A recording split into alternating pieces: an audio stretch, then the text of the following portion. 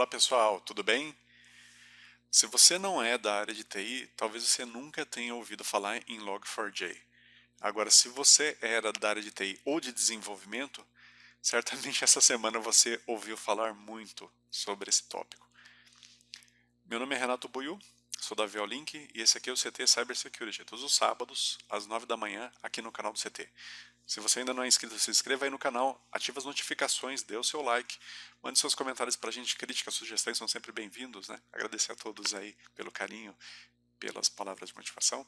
E caso você tenha uma empresa de cibersegurança, uma startup, ainda nas fases iniciais pré-seed, entre em contato lá com o pessoal do Pool CT Cybersegurança, CT Segurança, porque eles estão procurando aí empresas, startups para investir na área de segurança, incluindo todas as áreas, inclusive cibersegurança.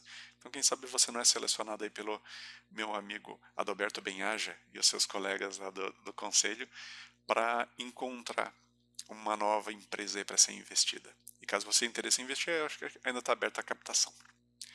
Bom, o tema de hoje é o seguinte: existe dentro do mundo da programação vários componentes que a gente usa para fazer o desenvolvimento de sistemas. Não existe nenhuma empresa que faz todo o desenvolvimento 100% do zero sem usar bibliotecas, né? Geralmente a gente chama isso de biblioteca. E teve um caso essa semana que realmente deixou de cabelo em pé todo mundo de TI e de tudo quanto é empresa, no mundo inteiro. E eu vou explicar esse caso, mas eu vou começar explicando de uma forma para leigos. Eu vou tentar explicar o que é o Log4j. Então é um pouco difícil isso. Vou fazer uma analogia, tá? Então, para explicar, inclusive, qual que é o risco, qual que é o problema. Então, imagina que você vai num restaurante e vai fazer um pedido. E aí, o garçom, ele tem ali um papel que ele vai anotar os pedidos de todos os clientes que estão sentados nas mesas. Isso, anotar isso, fazer esse registro, é o equivalente a login, é o que a gente chama de login em computação.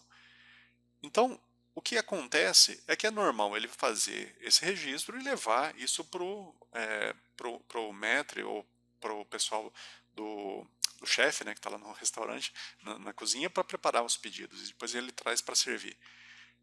O registro deveria ser só uma anotação. O grande problema é que tem um componente que é usado para fazer registro, para fazer login, amplamente utilizado, então tem muito software aí no mundo inteiro utilizando esse componente, essa biblioteca, e se descobrir uma vulnerabilidade que permite, olha só, seria o equivalente a um bandido sentar na mesa e no pedido dele, ele falar: eu gostaria, seu garçom, que você atravessasse a rua, fosse até o outro lado da rua, pegasse uma caixinha e trouxesse aqui para dentro do restaurante. E o garçom obedecesse essa ordem absurda. Então, basicamente, o que se encontrou no Log4j foi um erro, uma vulnerabilidade que permite que um invasor remotamente, não autenticado, alguém que não é de confiança, faça um comando para ser executado, execute uma classe, usando um termo mais preciso, Java, e que, em vez de ser registrado simplesmente, aquilo é executado como se fosse uma ordem que não pode ser desobedecida. Então é uma coisa absurda, uma falha de segurança gravíssima. Isso aí a gente costuma dizer que tem um nível de vulnerabilidade, foi o nível 10, que é o nível pior tipo, e ele se encaixa dentro daquele framework que a gente já conversou aqui, como execução de código remoto. Então, remotamente, um invasor não autenticado simplesmente por mandar uma requisição, um comando absurdo, e conseguir ter isso logado, só registrado no arquivo, que não deveria ser executado jamais, aquilo vai buscar em um servidor externo um código para executar algo malicioso. Seríssimo esse caso. Então eu vou mostrar, vou começar explicando, depois dessa da explicação básica, né? Por que eu acabei tendo que, quer dizer, que eu fiz isso. Me lembrou um caso, até vou colocar aqui para vocês, o dia da boa notícia. Então eu não sei se vocês ficaram sabendo disso, mas aqui no Brasil tinha o IG na época, né? Que era um site muito famoso, um portal de notícias, e aí eles estavam se preparando para fazer o dia da boa notícia. Eles tinham toda uma preparação para isso, e aí justo no dia que eles iam colocar o dia da boa notícia, aconteceu o 11 de setembro, então há 20 anos atrás, né? E aí foi uma correria, porque eles falaram: e agora? Como é que a gente vai colocar no nosso site, colocar nas nossas mídias. Na época não tinha muito mídia social, né? Mas como é que nós vamos colocar um dia da boa notícia tendo uma tragédia desse tamanho? E aí, depois de muita discussão, de muita correria, uma decisão muito difícil, falaram, não tem como, vamos sim falar dessa notícia terrível, dessa péssima notícia que foi o 11 de setembro, que mudou o mundo, mas não teve como. É mais ou menos como o comentário de hoje. Eu estava preparado para fazer o comentário, mas aí aconteceu esse problema do Log4j, pegou todo mundo de surpresa e tá todo mundo correndo atrás de corrigir. E aí não tinha como não comentar, né? Vou começar primeiro falando por quem fornece esse pacote. Então a partir daqui a conversa vai ficar um pouquinho mais técnica, tá? O começo era mais uma introdução para quem é leigo, mas agora fica um pouco mais técnico, mais para desenvolvedor e TI mesmo. Então assim, esse pacote é um pacote de código fonte aberto, então isso é muito positivo. Milhares de firmas usam isso no mundo inteiro. Ele é originalmente em Java, mas foi portado, ou seja, foi traduzido para várias outras linguagens, C, C Sharp, Python. Então, o que você imaginar, existe uma versão do Log4j. E o que acontece? Ele é fornecido por uma enorme organização, uma organização fantástica chamada Apache Foundation. Então, a Apache Foundation, eles desenvolvem, o objetivo deles é desenvolver código fonte aberto, projetos de código fonte aberto, e eles fazem isso muito bem, já tem muito tempo aí, né, de rua, tem 22 anos, né, 1999, e eles fazem bibliotecas e software pronto para tudo que você imaginar, para tudo quanto é necessidade de programação. Então, quando você olha dentro do site a lista de projetos, tem muitos projetos aqui dos mais variados tipos de uso. Então, para programadores, para desenvolvedores, é meio que incontornável, em algum momento da sua vida, da sua carreira ou do seu aprendizado, ter utilizado uma biblioteca, ou ter utilizado algo que seja do mundo do Apache Foundation. E é tão confiável, é tão bem mantido esses softwares, né, esses pacotes e todo o mecanismo da fundação, que mesmo em ambiente de produção é raríssimo a gente ver caso em que alguém pode se dar o luxo de falar assim, não, eu uso zero de Apache aqui, nenhuma biblioteca, nenhum código da Apache. Para dar um exemplo para vocês, o OpenOffice, que é uma versão gratuita de código fonte aberto de algo equivalente ao Microsoft Office, começou como um projeto separado e depois foi abraçado pela Apache Foundation. Então, se você quer, o governo brasileiro, por exemplo, usa em algumas situações um branch disso que chama BR Office, pelo menos é isso que eu era há alguns tempos atrás, né?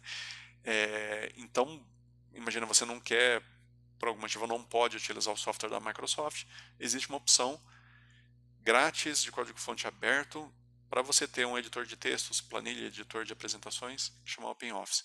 Faz parte do pacote aí de projetos que a Apache Foundation fornece. E aí um deles é o Log4j, foi infelizmente descoberta essa vulnerabilidade, e aí esse aqui é o blog da empresa de cibersegurança que descobriu originalmente essa falha, né, esse defeito.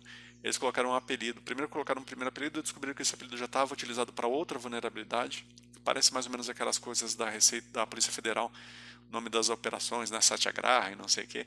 Aqui eles colocaram o nome Log4Shell e acabou pegando, então ficou esse o nome oficial, entre aspas, da vulnerabilidade.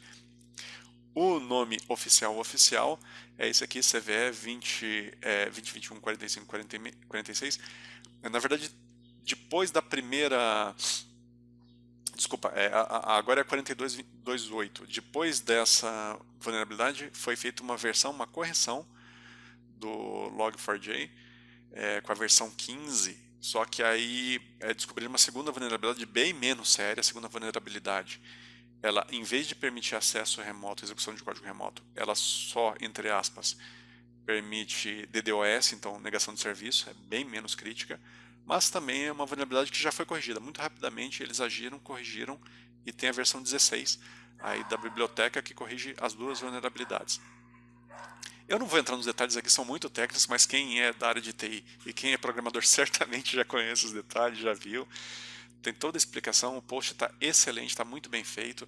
Eles dão mitigações permanentes, que é o upgrade, e temporárias. Quem não pode fazer um upgrade já, imediatamente, eles dão algumas ações de mitigação, explicando qual que é uma boa medida, qual que é uma medida não tão boa, dão exemplos aqui de código vulnerável. Então tá excelente. Esse post aqui, para quem gosta de cibersegurança, para quem trabalha com TI ou para quem desenvolve, seja em Java ou em outra linguagem, tem um aprendizado muito grande aqui, recomendo a todo mundo que é dessas áreas ler, tá? Muito bacana mesmo. Aí aqui tem o site oficial do Log4j dentro da Apache Foundation. Então aqui ele está explicando os defeitos, os problemas, o que causa e as correções, né? Então a correção realmente atualizar para a versão 2.16.0, essa é a versão que pelo menos para esses problemas ela é isenta, ela corrige. Tem um outro software que eu acho bem interessante mencionar aqui que chama Nginx, que geralmente é um servidor que você coloca na frente do servidor web que vai rodar o código Java. Então é muito frequente, por exemplo, fazer uma tabelinha que tem o Nginx, um servidor mais rápido na frente, depois tem o Apache Tomcat, que é um servidor web de Java como segunda camada, e aí pode ter uma aplicação que usa o Log4j. O que eu achei interessante aqui, estou deixando até como referência, é que o pessoal do Nginx eles colocaram algumas ideias de configuração dentro do sistema deles para evitar esse bug, esse problema do Log4Shell. Então vale a pena dar uma olhada nesses links que eu estou mandando aí, quem está tratando desse problema agora, dá uma olhada lá que eu estou explicando direitinho, nos links aí da descrição do vídeo. E aí, como sempre eu menciono aqui, né, o pessoal da CISA, né, da infraestrutura norte-americana, eles colocaram também um site específico desse problema, detalhando como é que funciona, o que ele afeta, o risco que ele é. Tem alguns, isso não é muito oficial, mas tem alguns sites que estão, alguns grupos aí que estão colocando no GitHub lista de IPs de origem de ataques. Está chovendo de ataque nos servidores, tentativa de ataque, né? Então, Estados Unidos está liderando, mas o Brasil está logo atrás. Então, caso você tenha um servidor que está rodando Java, corre para atualizar, porque você já pode ter sido explorado, inclusive pode ter sido hackeado. Então tem um gráfico muito bom aqui na TendMicro, né, que é grande empresa de cibersegurança, explicando como é que funciona, basicamente a explicação que eu fiz, uma versão mais for dummies, mais leiga, mas como é que funciona essa execução de código remoto aí, usando LDAP e JND. Então é um caso realmente preocupante, mas que pode ser resolvido se você conseguir fazer a atualização. Caso não consiga, existem medidas de contenção, sendo que a mitigação mais extrema seria abaixo o servidor, para de rodar se não for alguma coisa muito crítica. E uma curiosidade, um dos sistemas que foi afetado milhares de sistemas, vários deles são sistemas grandes que você conhece aí, mas uma curiosidade, um que foi afetado é o servidor de Minecraft. Então, um jogo que todo mundo, quer dizer, a criançada gosta muito, os jovens gostam muito, o servidor dele tem o Log4j lá dentro. E aí, um comentário que eu faço é o seguinte, alguns fornecedores estão adotando uma postura um pouco perigosa. Eles estão falando, eu uso uma versão do Log4j nas minhas soluções que não é a versão 2 ponto alguma coisa, que é afetada. Eu uso a versão 1 ponto alguma coisa. Tem que tomar um cuidado, porque isso é uma postura de cibersegurança um pouco indefensável. A versão 1 ponto alguma coisa já não é suportada já faz muitos anos. Então, talvez ela não esteja sujeita a esse problema, a essa vulnerabilidade específica, mas pode estar sujeita a muitas outras, que não vão ser corrigidas. Já atingiu o fim da vida útil daquela linha de biblioteca. Eu não tenho nenhum motivo para não falar isso, mas eu atualizei aqui a minha equipe, a gente atualizou vários softwares nossos que usam Log4j, e em alguns casos a gente precisou, um software mais antigo, a gente precisou fazer o upgrade da versão 1.2 para a versão 2.16, que é essa última. Não é muito trabalho, não é algo fora do comum. Existem guias muito bons, inclusive no próprio site do Log4j, explicando como é que você faz essa migração. Talvez seja até mais crítico você deixar o seu cliente vulnerável a esse problema do que você ter um pouco menos de login, ter um pouco menos de rastreabilidade na sua solução. Então é algo a sopesar, discutir claramente com o seu cliente, é a sugestão que eu dou aí. Bom, esse era o tema de hoje, espero que tenham gostado. Um grande abraço a todos e fiquem em segurança. Até a próxima.